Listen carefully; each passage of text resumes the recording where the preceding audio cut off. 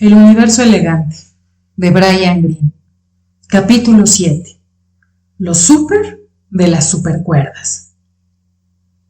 Cuando quedó claro el éxito de la expedición de Eddington de 1919 para medir la predicción de Einstein relativa a la desviación que sufre la luz de las estrellas por la acción del Sol, entonces el físico holandés Hendrik Lorentz envió a Einstein un telegrama para darle la buena noticia. Cuando se difundió el mensaje sobre la confirmación de la relatividad general comunicada en dicho telegrama, un estudiante preguntó a Einstein qué habría pensado si el experimento de Eddington no hubiera hallado la desviación predicha de la luz de las estrellas. Einstein respondió: entonces lo habría sentido por el querido Lord, ya que la teoría es correcta.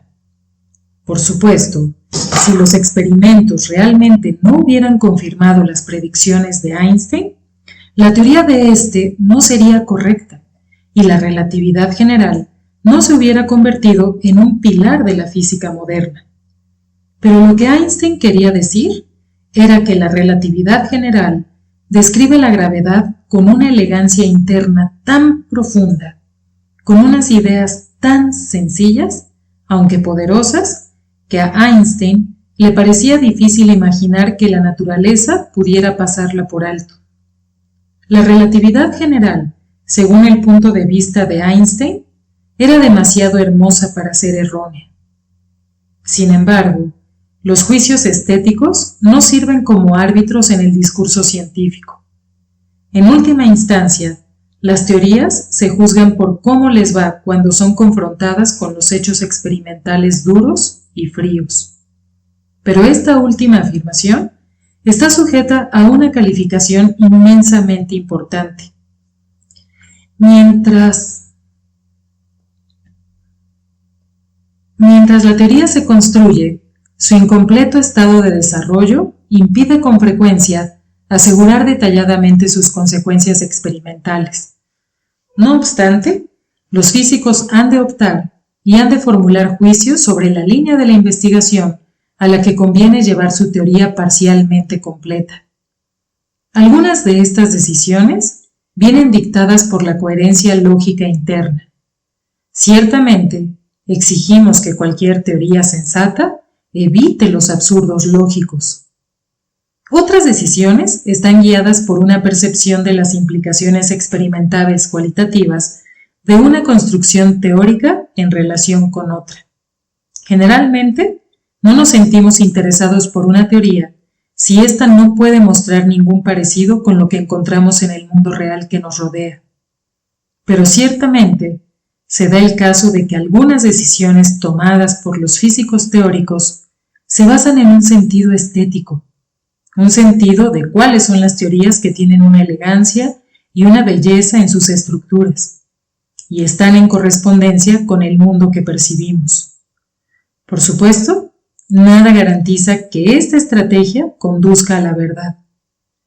Profundizando en esto, puede ser que el universo tenga una estructura menos elegante que lo que nos han hecho creer nuestras experiencias, o puede ser que lleguemos a la conclusión de que nuestros criterios estéticos actuales necesitan refinarse significativamente cuando se aplican en contextos que nos resultan cada vez menos familiares. Sin embargo, especialmente cuando entramos en una era en la que nuestras teorías describen dominios del universo que son cada vez más difíciles de comprobar experimentalmente, los físicos confían en una estética así para ayudarse a evitar callejones sin salida en los que en otro caso podrían caer. Hasta ahora, este planteamiento ha proporcionado una guía poderosa y llena de perspectivas. En la física, como en el arte, la simetría es un aspecto clave de la estética, pero a diferencia de lo que sucede en el arte, en la física, la simetría tiene un significado muy concreto y preciso. De hecho, siguiendo diligentemente esta noción exacta de la simetría hasta sus conclusiones matemáticas, durante las últimas décadas, los físicos han encontrado teorías en las que las partículas de la materia y las partículas mensajeras están mucho más estrechamente entrelazadas de lo que cualquiera hubiera podido considerar posible previamente. Estas teorías, que no solo unifican las fuerzas de la naturaleza, sino también los componentes materiales de esta, tienen la mayor simetría posible, y por esta razón se han llamado supersimétricas. La teoría de las supercuerdas, como veremos más adelante, es al mismo tiempo la progenitora y el ejemplo cumbre de un marco supersimétrico. La naturaleza de las leyes físicas. Imaginemos un universo en el que las leyes de la física sean tan efímeras como las modas, cambiando de un año a otro, de una semana a la siguiente, o incluso de un momento a otro. En un mundo así, suponiendo que estos cambios no interrumpan los procesos básicos de la vida, lo menos que puede suceder es que no nos aburramos ni por un momento. Las acciones más sencillas serían una aventura, ya que las variaciones aleatorias impedirían que cualquiera de nosotros utilizara la experiencia anterior para predecir algo relativo a resultados futuros. Un universo así es una pesadilla para cualquier físico. Los físicos, y la mayoría de las demás personas también, se basan fundamentalmente en la estabilidad del universo. Las leyes que son ciertas hoy, lo eran también ayer y seguirán siéndolo mañana, incluso aunque no hayamos sido lo suficientemente listos como para comprenderlas todas. Después de todo, ¿qué significado podríamos darle a la palabra ley si fuera algo que cambia bruscamente? Esto no significa que el universo sea estático. Desde luego, el universo cambia de innumerables maneras de un instante al siguiente. Lo que significa es más bien que las leyes que gobiernan esta evolución son fijas e invariables. Podría usted preguntar si realmente sabemos que esto es cierto. De hecho, no lo sabemos. Pero nuestro éxito en la descripción de numerosas características del universo, desde un breve momento después del Big Bang hasta el presente, nos garantiza que si las leyes están cambiando, lo estarán haciendo muy lentamente. La más sencilla suposición que es coherente con todo lo que conocemos es que las leyes son fijas. Imaginemos ahora un universo en el que las leyes de la física sean tan localistas como la cultura local, cambiando impredeciblemente de un lugar a otro y resistiendo desafiantes cualquier influencia exterior que pudiera uniformizarlas. Como en las aventuras de Gulliver, viajar por este mundo nos expondría a una variedad enormemente rica de experiencias impredecibles. Pero desde el punto de vista de un físico, esta es otra pesadilla. Ya es bastante duro, por ejemplo, vivir con el hecho de que las leyes que son válidas en un país, o incluso en un estado, pueden no ser válidas en otro. Pero imaginemos cómo serían las cosas si las leyes de la naturaleza fueran así de variadas. En un mundo así, los experimentos realizados en un lugar no tendrían fundamento según las leyes físicas vigentes en otro lugar. Los físicos tendrían que rehacer los experimentos una y otra vez en distintos lugares para comprobar las leyes de la naturaleza que se cumplen en cada lugar. Afortunadamente, todo lo que sabemos apunta a que las leyes de la física son las mismas en todas partes. Todos los experimentos realizados en todo el mundo convergen en el mismo conjunto de explicaciones físicas que los justifican. Además, nuestra capacidad para explicar un gran número de observaciones astrofísicas de remotas regiones del cosmos, utilizando un solo conjunto fijo de principios físicos, nos lleva a creer que en todos los sitios se cumplen las mismas leyes. No habiendo viajado nunca al extremo opuesto del universo, no podemos descartar definitivamente la posibilidad de que en algún lugar prevalezca un nuevo tipo de física, pero todo apunta a lo contrario. Una vez más, Esto no quiere decir que el universo sea igual o tenga exactamente las mismas propiedades en distintos lugares. Un astronauta que vaya montado en un saltador pogo en la Luna puede hacer gran cantidad de cosas que son imposibles en la Tierra. Pero hemos de reconocer que la diferencia se debe a que la Luna tiene mucha menos masa que la Tierra. Esto no significa que la ley de la gravedad cambie de alguna manera de un lugar a otro. La ley de la gravedad de Newton, o más exactamente la de Einstein, es la misma en la Tierra y en la Luna. La diferencia que se da en la experiencia del astronauta es un cambio en las características de su entorno, no una variación de ninguna ley de la física. Los físicos describen estas dos propiedades de las leyes físicas, que no dependen de dónde y cuándo se utilicen, como simetrías de la naturaleza. Con esto, los físicos quieren decir que la naturaleza trata cada momento del tiempo y cada lugar del espacio de manera idéntica, de manera simétrica, garantizando que actúan las mismas leyes fundamentales. De un modo muy parecido a cómo afectan a las artes plásticas y a la música, estas simetrías son profundamente satisfactorias. Indican un orden y una coherencia en el funcionamiento de la naturaleza. La elegancia de los ricos, complejos y diversos fenómenos que surgen a partir de un sencillo conjunto de leyes universales es cuando menos una parte de lo que los físicos expresan cuando invocan la palabra bello. En nuestra discusión sobre las teorías de la relatividad especial y general, nos encontramos con otras simetrías de la naturaleza. Recordamos que el principio de la relatividad, que es el núcleo de la relatividad especial, nos dice que todas las leyes físicas deben ser iguales, independientemente del movimiento relativo a velocidad constante al que puedan estar sometidos los observadores. Esto es una simetría porque significa que la naturaleza trata a todos estos observadores de manera idéntica, es decir, de manera simétrica. Está justificado que cada observador se considere a sí mismo como un objeto en reposo. Una vez más, no es que los observadores que están en movimiento relativo vayan a realizar observaciones idénticas, como hemos visto anteriormente. En sus observaciones existe todo tipo de diferencias asombrosas.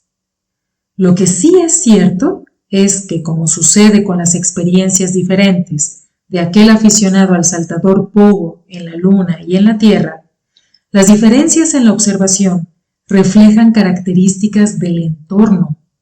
Los observadores se encuentran en movimiento relativo, pero a pesar de estas diferencias, las observaciones están gobernadas por leyes idénticas. Mediante el principio de equivalencia de la relatividad general, Einstein extendió significativamente esta simetría, demostrando que las leyes de la física son en realidad idénticas para todos los observadores, incluso cuando están sometidos a movimientos acelerados complicados.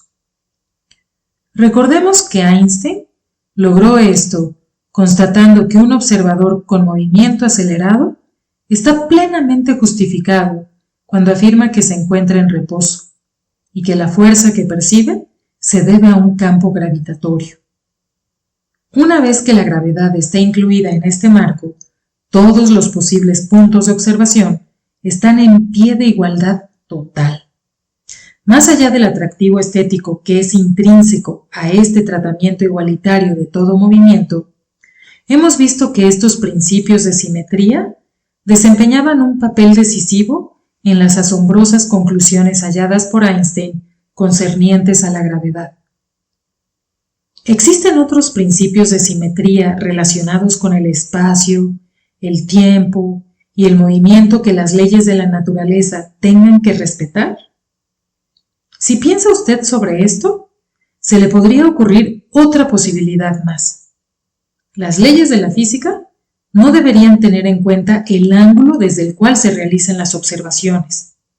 Por ejemplo, si realizamos un experimento y luego decidimos aplicar una rotación a todo el instrumental y volver a hacer el experimento, se cumplirían las mismas leyes.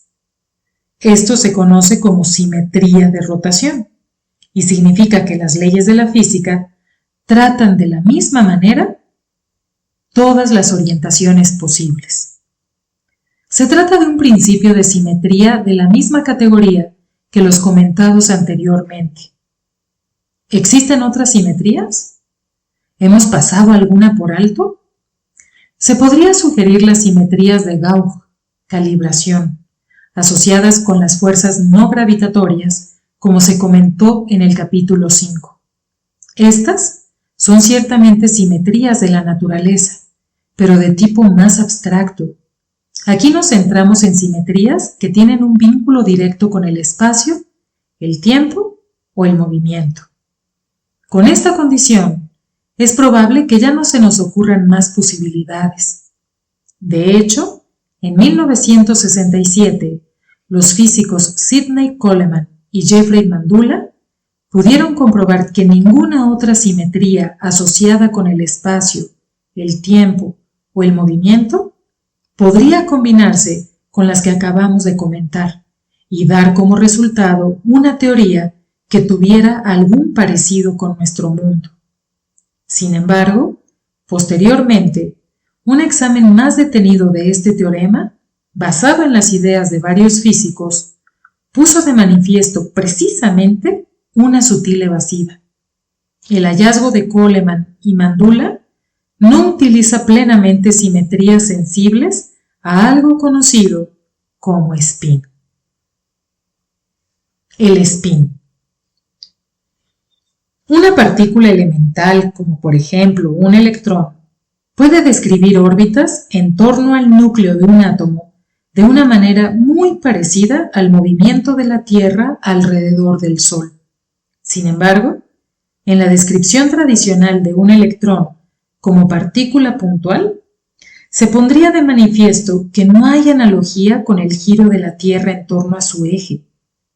Cuando un objeto cualquiera gira, los puntos que están en el eje de rotación, como el punto central del disco de jugar al frisbee, no se mueven. Sin embargo, si algo es realmente como un punto, no tiene otros puntos que estén fuera de algún supuesto eje de rotación. Por lo tanto, se podría pensar que sencillamente no existe el concepto de objeto puntual que gire en torno a sí mismo. Hace muchos años, este razonamiento cayó víctima de otra sorpresa de la mecánica cuántica. En 1925, los físicos holandeses George Uhlenbeck y Samuel Goudsmit constataron que una gran cantidad de datos misteriosos relacionados con propiedades de la luz que emiten y absorben los átomos se podían explicar asumiendo que los electrones tienen unas propiedades magnéticas muy particulares. Unos 100 años antes, el francés André-Marie Ampère había demostrado que el magnetismo se genera a partir del movimiento de las cargas eléctricas. Uhlenbeck y Goudsmit siguieron estas directrices y descubrieron que solo un tipo específico de movimiento de electrones podía dar lugar a las propiedades magnéticas que sugerían los datos: el movimiento rotativo, es decir, el spin. En contra de las expectativas clásicas, Uhlenbeck y Goudsmit proclamaron que en cierto modo, como la Tierra, los electrones realizaban movimientos de revolución y rotación. Lo dicho por Uhlenbeck y Goudsmit significaba literalmente que el electrón gira en torno a sí mismo. Sí y no. Lo que su trabajo demostraba realmente es que existe una noción de spin en la mecánica cuántica que en cierto modo es afín a la imagen habitual, pero que en su naturaleza es inherente a la mecánica cuántica. Se trata de una de esas propiedades del mundo microscópico que roza con las ideas clásicas, pero introduce un giro cuántico experimentalmente verificado. Por ejemplo, Imaginemos una patinadora que gira sobre sí misma. Cuando recoge sus brazos, gira más rápidamente. Cuando los extiende, gira más despacio. Y antes o después, dependiendo de la fuerza con que se impulse para girar, lo hará más lentamente y acabará parando. No sucede así con el tipo de giro descubierto por Uhlenbeck y Goldsmith. Según su trabajo y subsiguientes estudios, todo electrón del universo, siempre y sin cesar, gira a una velocidad fija y que nunca cambia. El spin de un electrón no es un estado de movimiento transitorio como lo es para otros objetos que nos resultan más familiares y que por una razón u otra están girando. Al contrario, el spin de un electrón es una propiedad intrínseca, como su masa o su carga eléctrica. Si un electrón no estuviera girando, no sería un electrón. Aunque los primeros trabajos se centraron en el electrón, los físicos han demostrado posteriormente que estas ideas sobre el spin se pueden aplicar perfectamente a todas las partículas de la materia que forman parte de las tres familias de la tabla 1.1. Esto es cierto hasta el último detalle. Todas las partículas de la materia, y sus correspondientes antipartículas también, tienen un spin igual al del electrón. En su lenguaje profesional, los físicos dicen que las partículas de la materia tienen todas spin 1/2, donde el valor 1/2 es, por decirlo así, una medida de la mecánica cuántica que expresa la rapidez con que rotan las partículas. Además, los físicos han demostrado que los portadores de fuerzas no gravitatorias, los fotones, los bosones Gauss débiles y los gluones, también poseen una característica de rotación intrínseca que resulta ser el doble de las partículas de la materia. Todos tienen spin 1. ¿Qué sucede con la gravedad? Incluso antes de la teoría de cuerdas, los físicos pudieron determinar qué spin debía tener el hipotético gravitón para ser el transmisor de la fuerza de la gravedad. La respuesta era el doble del spin de los fotones, los bosones Gauss débiles y los gluones, es decir, spin 2. En el contexto de la teoría de cuerdas, el spin, como la masa y las cargas de fuerza, está asociado con el modelo de vibración que ejecuta una cuerda. Al igual que en el caso de las partículas puntuales, no es del todo correcto pensar que el spin que lleva una cuerda surja del hecho de que ésta literalmente gire en el espacio, pero la imagen es fácil de retener en la mente. De paso, podemos aclarar ahora un tema importante con el que nos habíamos encontrado anteriormente. En 1974, cuando Scherk y Schwarz afirmaron que la teoría de cuerdas se debía considerar como una teoría cuántica que incluía la fuerza de la gravedad, lo formularon así, porque habían descubierto que las cuerdas necesariamente tienen en su repertorio un patrón vibratorio que no posee masa y tiene spin 2, las características determinantes del gravitón. Donde hay un gravitón, hay también gravedad. Después de estas nociones sobre el concepto de spin, pasemos a ver el papel que desempeña para poner de manifiesto la evasiva que encontramos en el trabajo de Coleman y Mandula relativo a las posibles simetrías de la naturaleza, tal como habíamos mencionado en la sección anterior. Supersimetría y superparejas. Como hemos recalcado, el concepto de spin, aunque se parece ligeramente a la imagen de un trompo que gira, difiere en aspectos sustanciales de los arraigados en la mecánica cuántica. Su descubrimiento, realizado en 1925, puso de manifiesto que existe otro tipo de movimiento rotatorio que sencillamente no existiría en un universo puramente clásico. Esto plantea la siguiente pregunta. Del mismo modo que un movimiento rotatorio ordinario cumple el principio asociado a la simetría de invariancia rotatoria, la física trata todas las orientaciones espaciales de igual manera, podría ser que el movimiento rotatorio más sutil asociado al spin conduzca hacia otra posible simetría de las leyes de la naturaleza. Hacia 1971 aproximadamente, los físicos demostraron que la respuesta a esta pregunta es afirmativa. Aunque la historia completa es bastante complicada, la idea básica es que cuando se tiene en cuenta el spin, existe precisamente una simetría más para las leyes de la naturaleza, que es matemáticamente posible. Se conoce como supersimetría. La supersimetría no se puede asociar con un cambio sencillo e intuitivo en el lugar que ocupa el observador.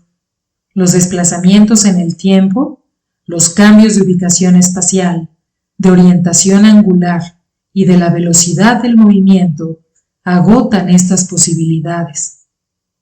Pero del mismo modo que el spin es como un movimiento rotatorio con una peculiaridad relacionada con la mecánica cuántica, la supersimetría se puede asociar con un cambio en el punto de observación, en una extensión de espacio y tiempo dentro de la mecánica cuántica. Estas comillas son especialmente importantes, ya que se supone que la última frase únicamente proporciona un sentido aproximado de dónde encaja la supersimetría en el amplio marco de los principios de simetría. Sin embargo, aunque la explicación del origen de la supersimetría es bastante sutil, nos centraremos en una de sus implicaciones primarias, suponiendo que las leyes de la naturaleza incluyan sus principios, ya que esto es mucho más fácil de comprender.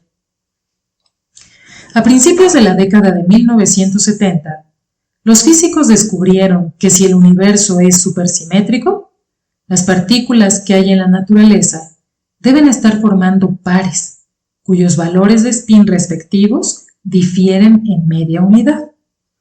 Estos pares de partículas, independientemente de que éstas se consideren puntuales, como en el modelo estándar, o como diminutos bucles vibratorios, se llaman superparejas. Dado que las partículas de la materia tienen spin 1 medio, mientras que algunas de las partículas mensajeras tienen un spin 1, la supersimetría resulta de un pareado, un emparejamiento de partículas de materia y de fuerza. De por sí, este parece un maravilloso concepto unificador. El problema está en los detalles. Hacia mediados de la década de 1970, cuando los físicos intentaban incorporar la supersimetría al modelo estándar, descubrieron que ninguna de las partículas conocidas, las de las tablas 1.1 y 1.2, podía formar superpareja con ninguna otra. Un análisis teórico detallado demostró que si la supersimetría forma parte del universo, entonces toda partícula conocida debe tener otra partícula como superpareja, aunque esta última sea aún desconocida, y de tal forma que el spin de esta desconocida sea media unidad menos que el de su pareja conocida. Por ejemplo, tendría que existir una partícula de spin 0 que fuera pareja del electrón. A esta partícula hipotética se le ha bautizado con el nombre de selectrón, una contracción de supersymmetric electron, es decir, electrón supersimétrico. Lo mismo se tendría que cumplir también para las otras partículas de la materia. Por ejemplo, las hipotéticas superparejas de spin 0 de los neutrinos y los quarks se llamarían neutrinos y quarks. De manera similar, las partículas de fuerza deberían tener superparejas de spin 1 medio. Para los fotones serían los fotinos. Para los gluones serían los gluinos. y para los bosones W y Z estarían los winos y los sinos.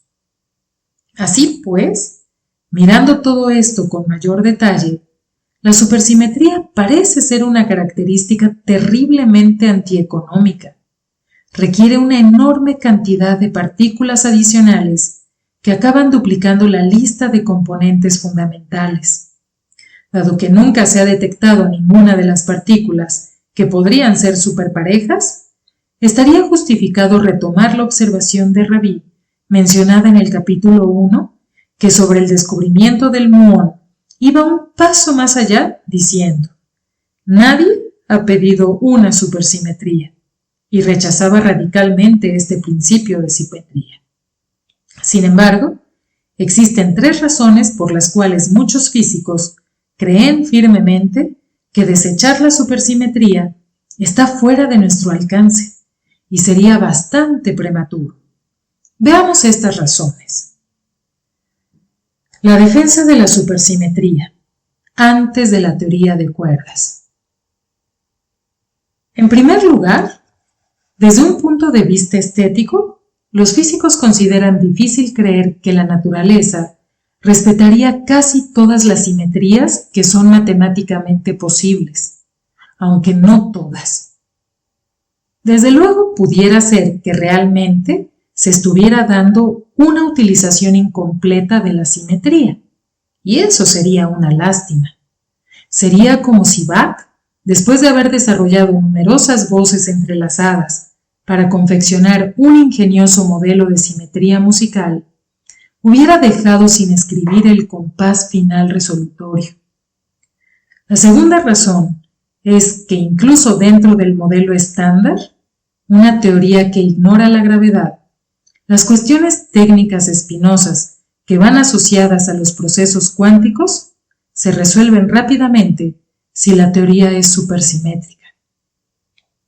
El problema básico es que cada tipo diferenciado de partícula realiza su propia contribución al frenesí microscópico de la mecánica cuántica.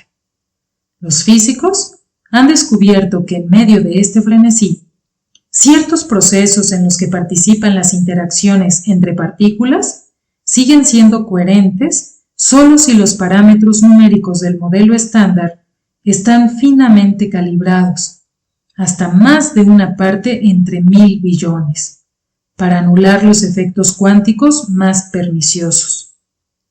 Una precisión así sería como ajustar el ángulo con el que se dispara una bala mediante un rifle enormemente poderoso para dar en un objetivo específico situado en la Luna con un margen de error no superior al espesor de una amiba.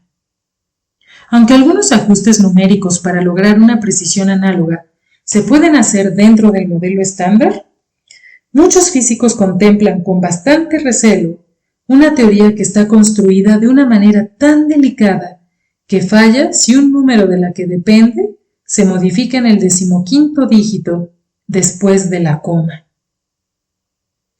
La supersimetría cambia esto radicalmente, porque los bosones, partículas cuyo spin es un número entero, se les dio el nombre por el físico indio Satyendra Bose, y los fermiones, partículas cuyo spin es la mitad de un número entero, impar, llamadas así en honor al físico italiano Enrico Fermi, tienden a dar contribuciones que se cancelan según la mecánica cuántica.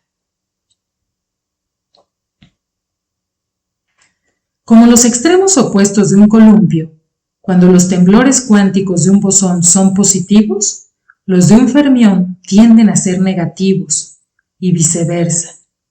Dado que la supersimetría garantiza que los bosones y los fermiones aparecen formando parejas, desde el principio se producen cancelaciones sustanciales, unas cancelaciones que atenúan significativamente algunos de los frenéticos efectos cuánticos. Resulta que la coherencia lógica del modelo estándar supersimétrico, el modelo estándar al que se han añadido todas las partículas que forman las superparejas, ya no se basa en los ajustes numéricos tan incómodamente delicados del modelo estándar ordinario. Aunque esta es una cuestión muy técnica, muchos expertos en física de partículas consideran que este efecto hace que la supersimetría resulte muy atractiva. La tercera pieza de evidencia circunstancial para la supersimetría proviene del concepto de gran unificación. Una de las características misteriosas de las 4 fuerzas de la naturaleza es la enorme gama de intensidades de sus fuerzas intrínsecas. La fuerza electromagnética tiene menos de un 1% de la intensidad de la fuerza nuclear fuerte. La fuerza nuclear débil es aproximadamente 1000 veces más débil y la fuerza gravitatoria es alrededor de 100.000 millones de billones de veces más débil, 10 a la menos 35.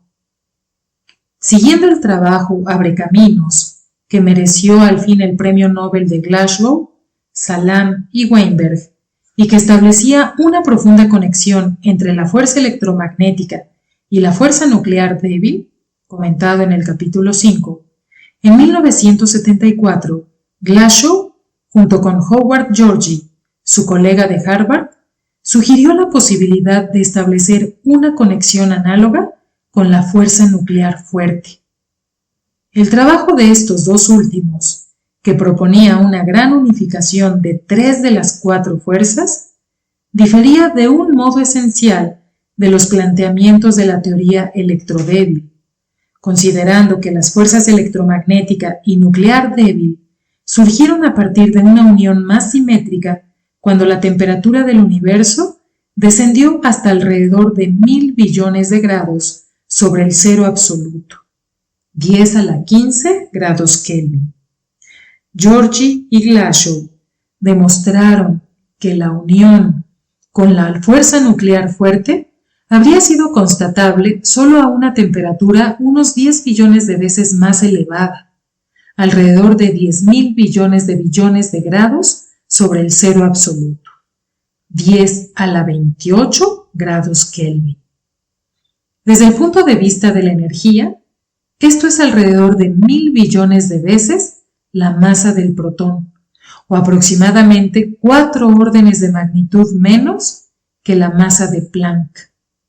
Georgi y Glasgow llevaron audazmente a la física teórica a un dominio de energía que estaba muchos órdenes de magnitud más allá de lo que nadie se había atrevido a explorar anteriormente.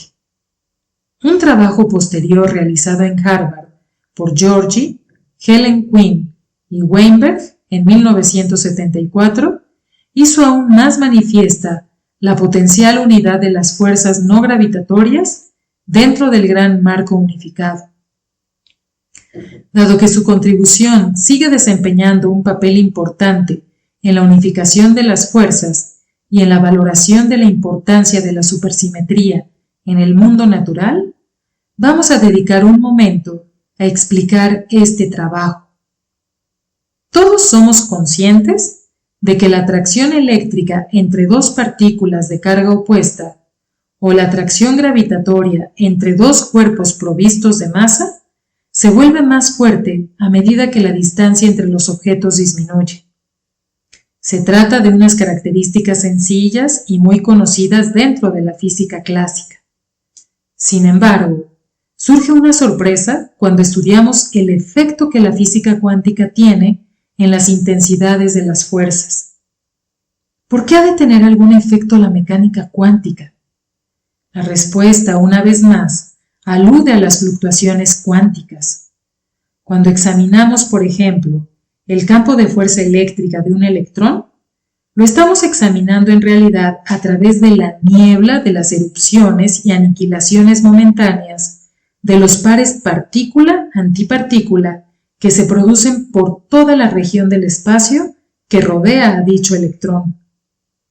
Hace algún tiempo, los físicos constataron que esta agitada y hormigueante niebla de fluctuaciones microscópicas oscurece toda la intensidad del campo de fuerza del electrón, de un modo parecido a una fina niebla que oscurece parcialmente la luz de un faro. Sin embargo, hay que tener en cuenta que a medida que nos acercamos más al electrón, nos introducimos más en la encubridora niebla de pares partícula-antipartícula y por consiguiente estamos menos afectados por su decreciente influencia.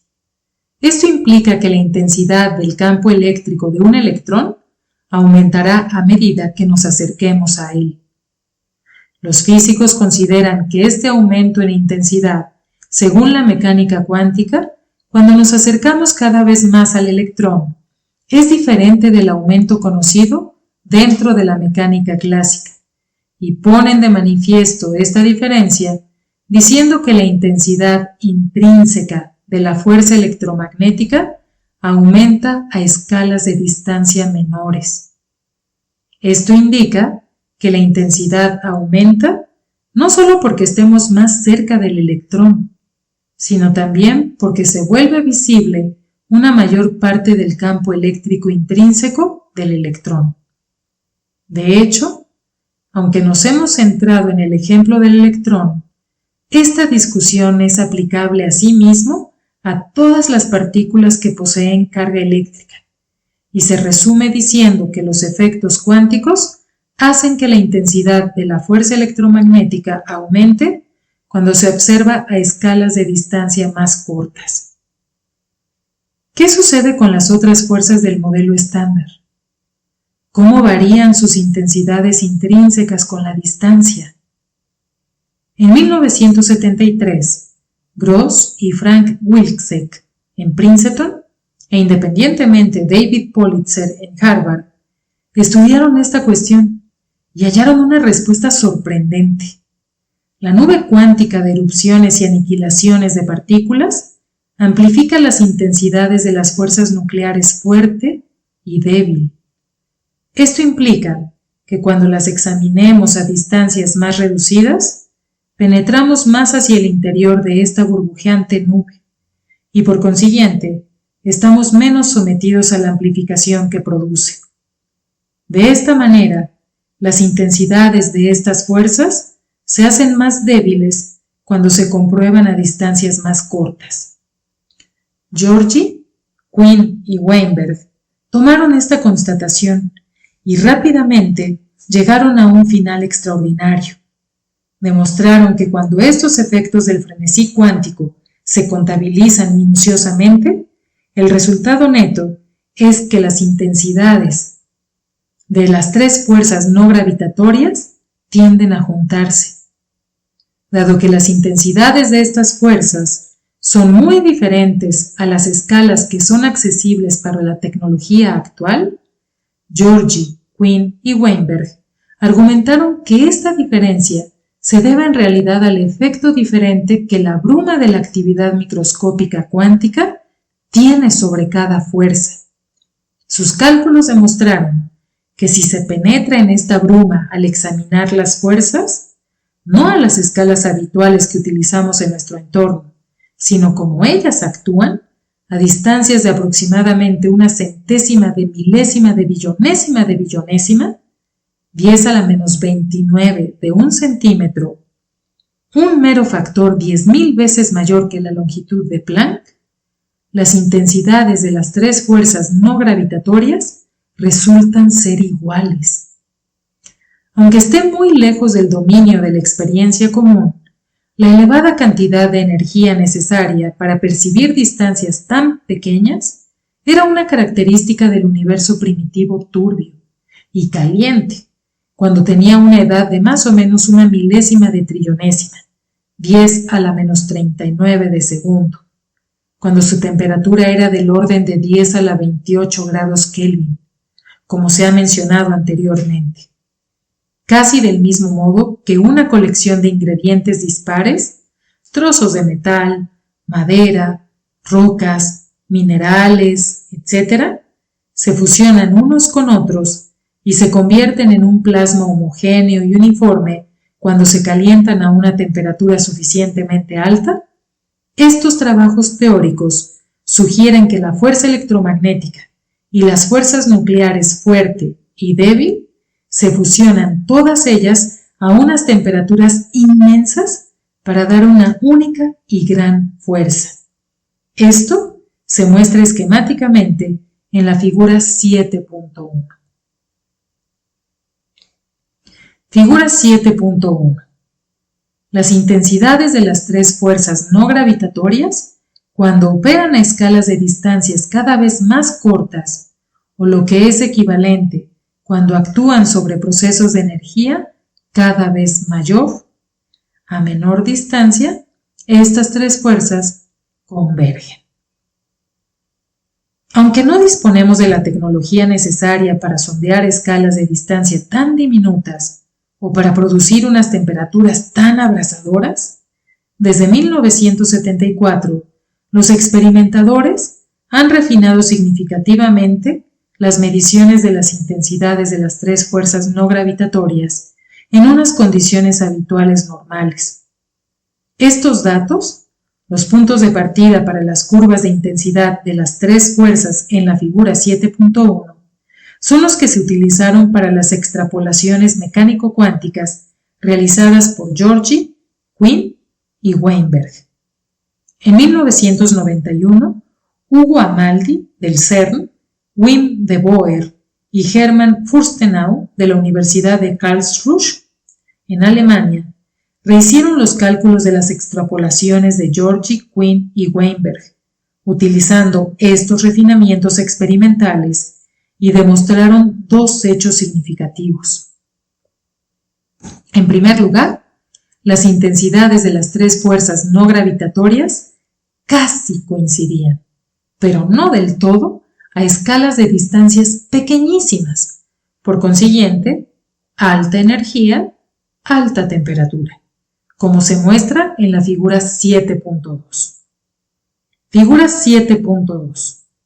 Un refinamiento en el cálculo de las intensidades de las fuerzas pone de manifiesto que sin la supersimetría casi llegan a coincidir, pero no lo hacen. En segundo lugar, esta pequeñísima pero innegable discrepancia en sus intensidades desaparece si se incorpora la supersimetría. La razón es que las nuevas partículas llamadas superparejas que exige la supersimetría, contribuyen a crear fluctuaciones cuánticas adicionales. Y estas fluctuaciones son precisamente lo que hace falta para dar un codazo suave a las intensidades de las fuerzas, de tal manera que converjan unas con otras.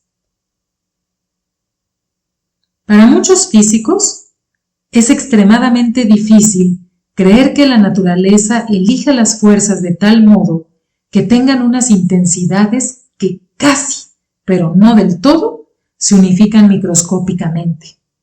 Es decir, microscópicamente llegan a ser iguales. Es como poner juntas las piezas de un puzzle en el que la última pieza es ligeramente imperfecta, por lo que no encajará limpiamente en la posición que le corresponde. La supersimetría diestramente refina su forma de tal modo que todas las piezas ajustan con firmeza en su lugar.